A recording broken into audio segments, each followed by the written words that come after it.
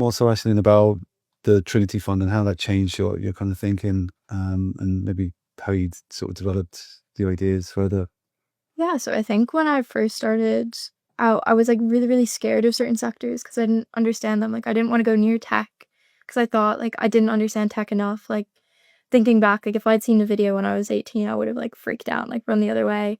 But coming to the fund, like we learned the basics and fundamentals of how to analyze a stock across every sector. So even though I started out as like a financial non-banks junior analyst, it meant that I could still sit down and understand what NVIDIA was doing and how it was making money and what its cash flows were, which was super important.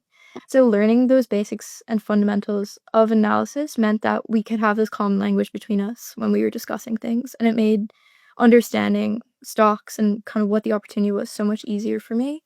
And that really opened up the universe because then I had that financial literacy that I could then go and read things easier and understand things a little better. Okay. And how, say, in the Trinity Student Managed Fund, how are stocks selected?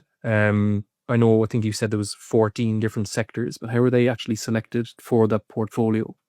Yeah, so it starts at kind of our sector manager level. So just for some kind of visualization of how the fund's structured. So we have a few hundred junior analysts. They're all split out into these different 13 or 14 sectors, depending on the year. If we want to condense pharma, we're split out into two.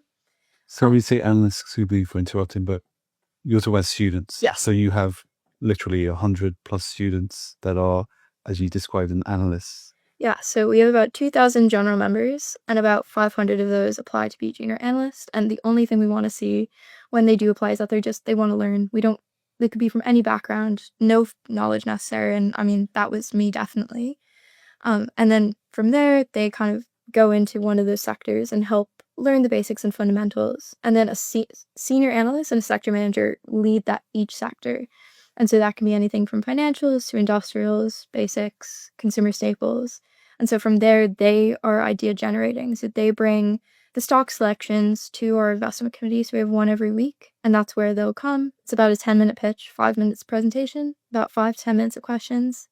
And from there, that's when we really get to understand, should we take it into the portfolio, how much we should actually allocate to it. And so those kind of allocation decisions then go to our investment officers and our CIO.